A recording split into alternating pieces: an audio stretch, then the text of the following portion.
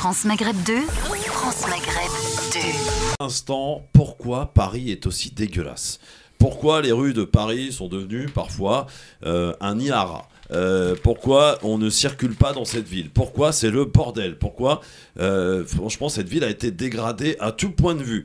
Vous qui êtes taxi, qui êtes VTC, vous pouvez nous appeler aussi pour nous donner un petit peu des exemples de ce que vous voyez vous au quotidien. Vous qui habitez Paris, venez nous dire, vous qui êtes provinciaux et êtes venus peut-être vous promener à Paris, nous dire que franchement cette capitale française, qui est peut-être considérée par certains, et notamment par la maire de Paris, la plus belle ville au monde, est aussi dégueulasse. On en reparle avec vous au 01 40 33 9000. Ne bougez pas, le Grand Forum revient dans un instant. Le Grand Forum sur France Maghreb 2. Jeff, messieurs, dames, le Grand Forum sur France Maghreb 2, tous les jours de 16h à 18h. On est là, fidèle au poste, avec aujourd'hui Jessie Claude, conseillère régionale. On dit conseillère, hein? On dit conseillère, oui. Exactement. Conseillère régionale, hein, au sein de la majorité. Comment s'appelle le groupe? Île-de-France Rassemblée. Île-de-France Rassemblée, voilà. De la présidente Valérie Pécresse. Smaïn Tefour, journaliste, avec nous sur France Maghreb 2. Et avec vous au 01 40 33 9000. Je compte sur vous là pour que vous veniez nous parler de Paris un petit peu. De cette capitale, capitale du monde, disait Anne Hidalgo il y a encore pas si longtemps. Paris est dégueulasse, Jessie. Eh ben, ça m'ennuie parce que je me joins vraiment à Madame Hidalgo, et pour avoir quand même voyagé, j'ai toujours constaté au fond de moi que Paris est réellement la plus belle ville du monde. Franchement. Alors ça m'ennuie. Elle ne l'est plus, Jessie. Elle ne l'est plus, cette ville. Ça m'ennuie de devoir me rallier à ceux qui pensent qu'elle ne l'est plus, parce que c'est vrai qu'en termes d'architecture, en termes d'histoire, en termes même d'énergie, vous savez, toute la culture qu'il y a dans cette ville, enfin, il y a quelque chose. Et effectivement, Paris est extrêmement sale. Alors malheureusement, est-ce que c'est dans la tradition que nous avons français, qu'on considère comme étant, je ne sais pas, peut-être pas les plus propres du monde, ouais, exactement. Oui. Mais je pense que ce qui est assez embêtant à Paris, c'est que les incivilités, j'ai l'impression qu'elles ne sont pas trop sanctionnées. Absolument, c'est le cas. Quel genre d'incivilité? Je sais pas, moi, des fois, je vois des gens qui... Jeter des canettes, par exemple, ouais, par deux... Voilà. Les gens jettent des choses, enfin, c'est tout à fait... Ça dérange personne. Ouais, c'est vrai. C'est le cas de le dire, Jessie. Je suis entièrement d'accord. C'est quelque chose qui m'ennuie, c'est de se dire que... Alors, les rats...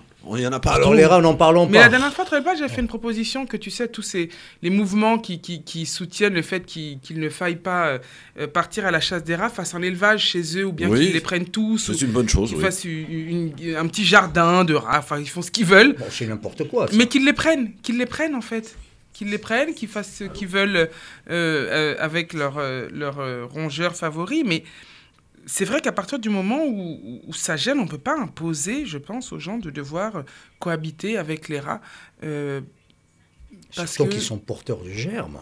Oui, Smaïn, oui. Cette ville est dégueulasse. Écoute, c'est le cas de le dire en ce moment, je cautionne, je ne peux que cautionner en partant d'un constat. Hein. Donc, Christophe, quand j'habitais le 13e, je peux te dire que le 13e, moi je l'ai connu depuis 81, et je peux te dire que cet arrondissement était très très propre à la base, et puis avec le temps, ça s'est dégradé. Je ne comprenais pas pourquoi. Il y avait des moments où de ma propre initiative, je prenais les canettes et je les mettais dans la poubelle publique.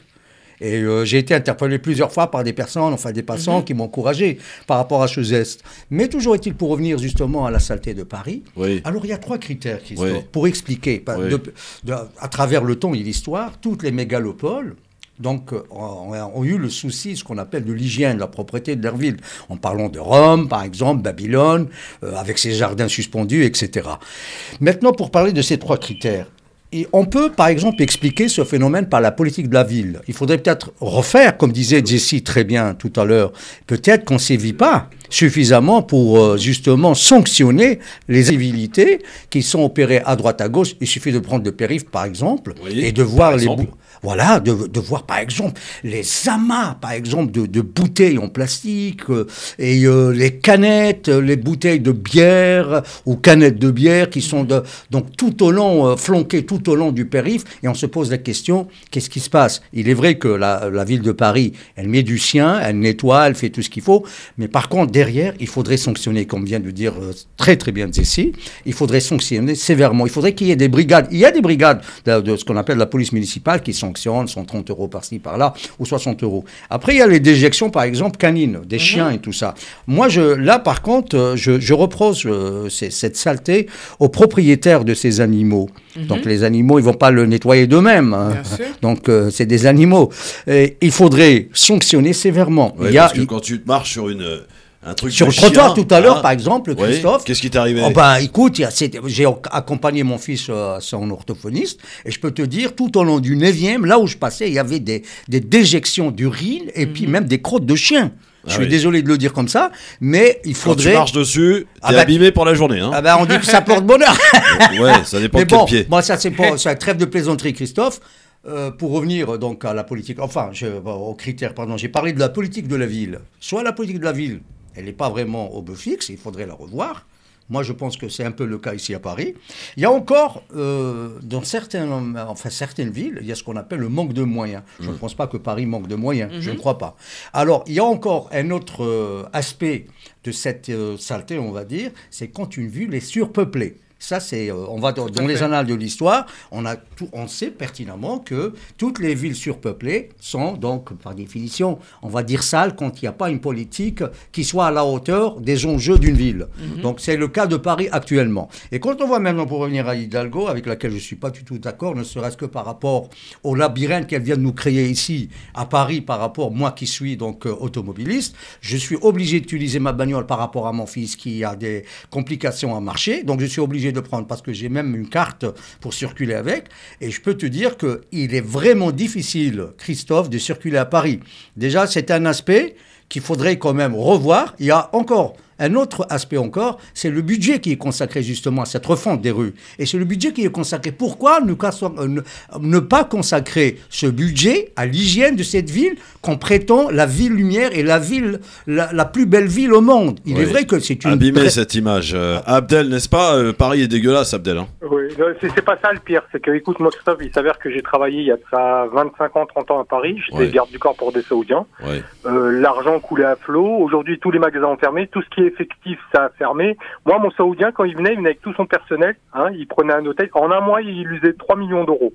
Entre les cabarets, les hôtels, les restaurants, les pourboires, les boîtes, il y en avait partout. Là, il n'y a plus rien parce qu'on ne peut plus se garer. Aujourd'hui, les Saoudiens, moi, j'avais perdu mon emploi, donc je me suis reconverti à autre chose. J'ai beaucoup d'amis chauffeurs, gardes du corps, qui avaient des commerces, des restaurants, des cabarets orientales. Tout ça, ça a fermé. Il y a eu une guerre qui a été faite contre ça. Et aujourd'hui, les Saoudiens, quand vous leur dites non, je viens à Paris, ils viennent plus. C'est au profit de Londres ou du Maroc ou des États-Unis d'Amérique. Voilà, tout ce qu'on a perdu. Et elle est déficitaire, je crois, de plus de 100... elle atteint presque les 100 milliards, Paris, de déficit. Oui, elle est déficitaire, c'est le cas de le dire. Voilà, à cause de ça. Donc, il y a une manne d'argent qui a disparu. Il faut savoir une chose, c'est que dans un pays, si vous n'avez pas une capitale de business, le pays, tôt ou tard, il s'écroulera. Dans un pays, il faut une ville de business. Paris, c'était une ville de business. Ils venaient pour ça. Aujourd'hui, ils veulent plus en entendre parler parce que c'est devenu une ville de vélo, de patinettes et ils peuvent plus se garer. Moi, mon Saoudien, il adorait venir avec ses 4-5 voitures. Tu te rends pas compte de faire venir des voitures par avion? C'était une rente pour la France extrêmement importante de faire venir 4 voitures d'Arabie Saoudite. C'était ça, les Saoudiens. Aujourd'hui, tout ça a disparu au profit de Londres et je te le confirme parce que c'était mon milieu. On allait à 3 heures du matin, on pouvait aller acheter des crêpes en sortant de la boîte de nuit. Les filles pouvaient aller acheter plein de choses. Ouais. Tu t'es bien éclaté, mon Abdel, ce que je vois. Tu t'es bien éclaté, dites donc. Voilà ce qu'elle a fait et parce que elle a misé sur le tourisme, mais quand il y a un virus. Ah bah Paris s'écroule parce que les touristes ne peuvent plus venir. Ouais. Merci mon Abdel en tout cas pour avoir planté le décor là pour le coup. Et c'est un problème, c'est vrai que les touristes désertent Paris aujourd'hui. En fait, très brièvement, il y a une problématique un peu sur Paris aujourd'hui, c'est que c'est une ville-monde et je pense que la politique aujourd'hui que met en place Madame Hidalgo est celle en fait des habitants. J'ai pas l'impression qu'elle pense la ville de Paris comme la ville-monde qu'elle est. devant aussi se mettre aux standards mondiaux. Elle pense Paris comme ses électeurs aimeraient qu'elle la voie, et en se disant, on se met au standard des électeurs, ils veulent des pistes cyclables, je leur mets des pistes cyclables, même si ça enlève des places de voitures et que ça tue le commerce. Ouais, alors, au bout d'un moment, il faut savoir ce qu'on veut. Il a raison aussi, Smaïn, tout à l'heure, on peut plus circuler dans cette ville, c'est un bordel sans nom. Les 30 km/h, c'est n'importe quoi. Absolument, elle voulait même réduire une voie du périph'. Oui, c'est pas fait encore. Voilà, c'est pas fait. Mais c'est du n'importe quoi, Christophe. Oui, donc c'est le Paris des habitants contre Paris, la ville monde. Il n'y a pas de souci, mais maintenant que tous les restaurants ferment, Hidalgo, que l'économie est en déclin parce que les gens pour qui on fait ces boutiques ne viennent même plus acheter dedans. Il faut se poser la question et savoir ce qu'on veut. C'est clair, tout à l'heure, notre auditeur, enfin notre intervenant, il avait raison de souligner que la voiture a été carrément bannie. Ça a commencé avec Delanoë qui avait dit « je vais les dégoûter » en parlant des automobilistes. Elle agit pratiquement de la même manière que lui. D'ailleurs, je crois que c'est son élève quelque part. Et maintenant, elle est en train de mettre à exécution le plan de Delanoë, c'est la prolongation. Jamel est avec nous au standard 01 40 33 9000. Jamel, bonsoir. Oui, bonsoir mon Christophe, bonsoir à toutes et tous. Bonsoir. Mon Jamel, Paris est dégueulasse, Paris n'est plus Paris. Oh, moi, je vais rebondir vite fait sur ce qu'a dit Madame la conseillère. C'est que Madame Hidalgo ne pense pas à Paris habitant. Elle pense à Paris sur une tranche d'habitants. La totalité, loin de là. Moi, je vais lui dire concrètement parlant, c'est une tranche d'habitants de Paris qui sont contents des aménagements. Et moi, je trouve bien qu'il y ait certains aménagements. Mais comme d'habitude, c'est comme une réforme. Il y a l'art et la manière. Et donc, quand on fait un peu tout et n'importe quoi, ça ne plaît pas. Maintenant, le problème de la propreté à Paris, moi, je vais dire que ce n'est même plus qu'à Paris. Ça s'est même étendu à l'Île-de-France. Absolument. L'Île-de-France est, pardonnez-moi du terme, mais dégueulasse. Moi, je vais le dire. Là où j'habite, je vois la Tour Eiffel et je suis pas à Paris du tout. Mais je vois des rats tous les jours. Et pourquoi ? Parce que d'un autre côté, on a des gens qui s'en fichent royalement et de plus en plus. On jette ses ordures, normalement, quand tu sais que quelqu'un vient poser la poubelle sans se donner la peine d'ouvrir, alors que le plus galère, c'est quand même de descendre ses poubelles. C'est pas à 30 cm, et je ne rigole pas en disant 30 cm, qu'on va lâcher le truc. Mais les gens sont de plus en plus sales. Paris en fait partie, la petite couronne et la grande couronne en fait partie. Moi, je suis un Auversois convaincu. Je salue les amateurs de Van Gogh. Donc, donc voilà, je vis un peu à droite à gauche. Je vois ça. Je bosse à Argenteuil, je vais à droite à gauche en Île-de-France. C'est le même constat. Les gens sont de plus en plus sales et s'en fichent de plus en plus. Et alors, c'est surtout pas le Valois. Hein. À le Valois, c'est super propre. Mais en fait, ça pose une question. Mais parce qu'il y a une certaine culture aussi. Oui, non, mais le Valois, je veux dire. Voilà. Mais ça pose une question et moi, je me suis souvent demandé ça. Comment ça se fait que dans les endroits, des fois, où on va, où c'est assez chic, des immeubles très anciens sont très beaux et très bien entretenus. Alors que dans d'autres où on va, des immeubles qui ont été construits dans les années 60-70 sont moins vieux que ces immeubles de 1900, 1800, je ne sais combien, et qui sont moins bien entretenus. Est-ce que quand les gens payent peut-être plus cher, ils font plus attention ? Enfin, elle est où la logique dans le fait que quelque chose de plus ancien est des fois mieux entretenu que quelque chose de plus récent ? Oui, c'est pas faux. Prenez Belleville. Oui. Prenez l'exemple de Belleville. Oui. Belleville, moi je connais très bien parce que j'ai passé mon enfance entre Belleville et Barbès notamment, et tout ce qu'il y a autour aussi. Barbès, Paris, il faut dire ce qu'il en est. Il y a eu des aménagements, il y a eu des rénovations, c'est beau. Moi, je vais prendre l'exemple de Barbès, même si on a perdu un certain charme. Mais Belleville, c'était un quartier qui est très sale et qui maintenant est plutôt pas mal. Après, ça dépend, il y a toujours certaines artères. Moi, je trouve que ça reste sale, mais c'est pas le pire. Moi, je prends Belleville autour des jardins de Belleville. Pourquoi ? Parce que c'est des lieux qui se sont boboisés, où on a une certaine population qui commence à changer depuis maintenant, on va dire, une quinzaine d'années. Voilà. Exactement. Il y a le sujet de la population et de l'entretien, oui, et des lieux en fonction de la population. Non, mais Jamel l'a dit, en fait. Madame Hidalgo travaille pour les bobos, les bobos parisiens, les écolos qui emmerdent tout le monde. Il faut le dire, au bout d'un moment. Ce n'est pas les vrais écolos pour moi. Bah oui, mais monsieur Belliard, par exemple. Au présidentiel, il faut dire ce qu'il en est. Bon, merci Jamel en tout cas de ton appel. On a aussi Amar qui est avec nous. Salut Amar. Bonsoir à l'équipe, bonsoir à tous. Bonsoir Amar, tu nous appelles d'où Amar ? De Paris. De Paris. Paris est dégueulasse, Paris est sale. De personne, ouais. Paris n'est plus Paris, Amar. Non, c'est... Alors déjà, je vais résumer la situation pour moi en 2 mots. Elle a voulu faire une ville de bobos et une ville de touristes. Ouais. Pour commencer. Deuxièmement, est-ce que vous avez vu l'état des routes dans certaines rues, on fait du cross, c'est compliqué. Ouais, c'est vrai, il y a des trous de malades, oui, absolument. Compliqué. Après, il faut pas oublier que Paris, ça reste un carrefour européen quand même, entre les pays du Sud et les pays du Nord, donc il n'y a pas que des Parisiens qui traversent l'Île-de-France. Moi, quand je dis Paris, c'est surtout Île-de-France. Parce que faut pas oublier que, bon, malheureusement, il n'y a que les Parisiens qui peuvent voter pour la ville de Paris, mais quand même l'enjeu c'est plus de 12 millions d'habitants, c'est-à-dire toute l'Île-de-France qui est touchée et impactée par les décisions d'Anne Hidalgo et de sa petite équipe de bobos écolos qui pour moi n'en sont pas, hein, parce que les décisions qui sont prises, c'est pas des décisions écologiques. Moi, ce que j'ai pu remarquer depuis qu'elle a continué à faire le boulot de Delanoë, à fond les ballons, ce que je peux constater, c'est que il y a beaucoup plus de pollution, de gaz d'échappement, il y a beaucoup plus de pollution sonore aussi, il y a beaucoup plus de stress. Les gens, je pense que elle fait partie des personnes qui ont rajouté au manque de civisme des personnes, qui ont rajouté au stress et à l'énervement. Moi, je suis toute la journée sur Paris en véhicule, je suis taxi-moto. Taxi-moto, ouais. Et je peux vous dire que des embrouilles, j'en vois à longueur de temps. Ouais. Et elle a réduit, comme il disait l'un de vos chroniqueurs tout à l'heure, elle a fait de Paris un labyrinthe, et c'est très vrai. J'ai l'impression qu'il y a beaucoup plus, enfin c'est pas une impression, c'est ce que je remarque, il y a beaucoup plus d'usagers de la route différents, des vélos, des trottinettes qui veulent, personne ne va attendre, personne ne respecte ni les limitations, ni les signalisations, les feux, rien du tout. C'est vraiment une jungle urbaine et c'est très très très fatigant, très stressant. Merci beaucoup Amar. Oui. Vas-y Amar, vas-y, je t'en prie. Ouais, voilà. Écoute, merci de ton appel en tout cas. On a le même constat, toi et moi, Christophe. Bon courage en tout cas sur ta moto en tant que taxi-moto. Ça marche bien ça, taxi-moto, hein, Amar. Ça marche bien ça, c'est pratique. Par moment, mais c'est pas mal, c'est un beau métier. Bon, en ce moment il fait froid par contre. Bon, exactement. Merci mon Amar en tout cas et bon courage. Voilà, Paris est sale, Paris dégueulasse. Le constat est fait par nos auditeurs, par Jessie, par Smaïn. Évidemment, 01 40 33 9000 qui est avec nous, bonsoir.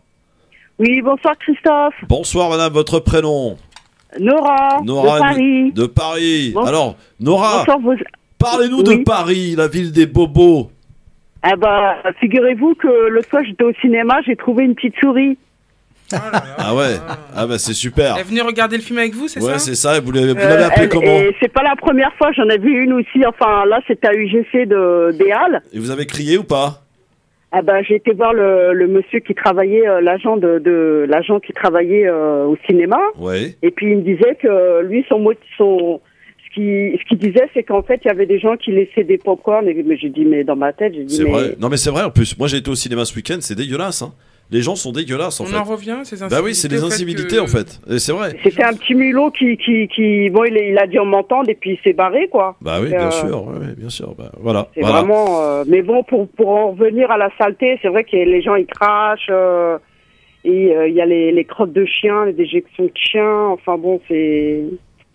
Ouais. C'est vraiment, faut faire attention quand on marche, quoi. Hein. C'est vraiment. Ah oui, faut regarder effectivement, fixer les yeux. Et vous savez, pardon, Christophe, je vous interromps. Mais vous savez qu'en Suisse, rien qu'un crachat, c'est une amende. Hein.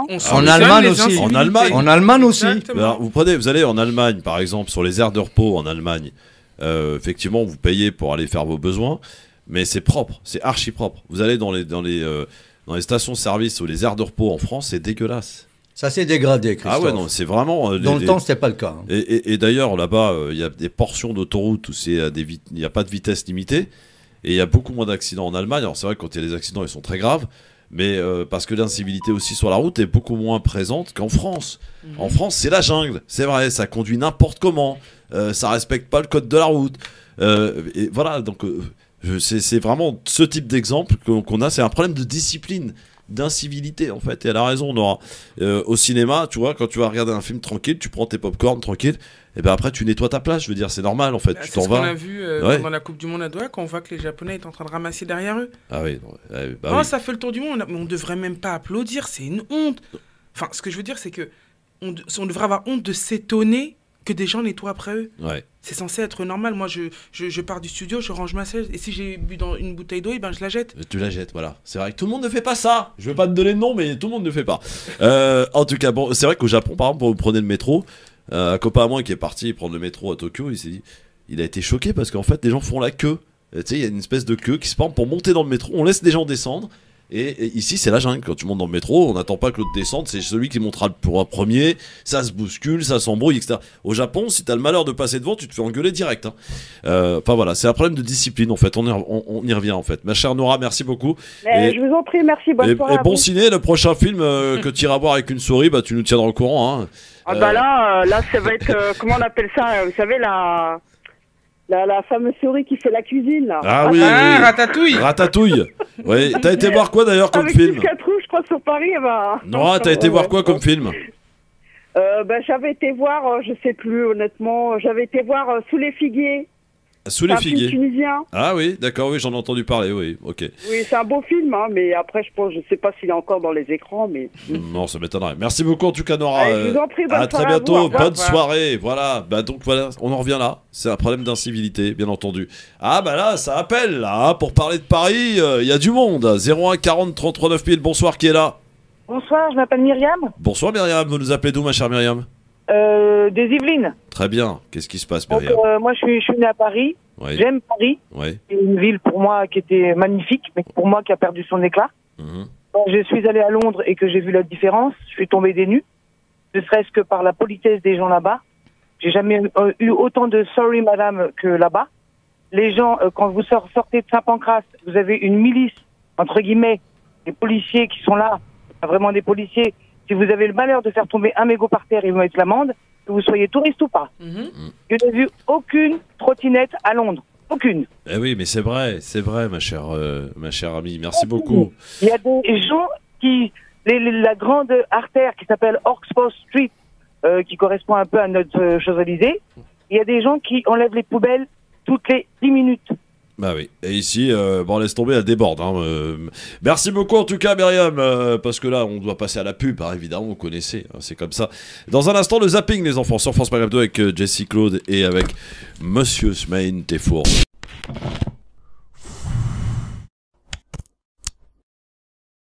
France Maghreb 2, France Maghreb 2.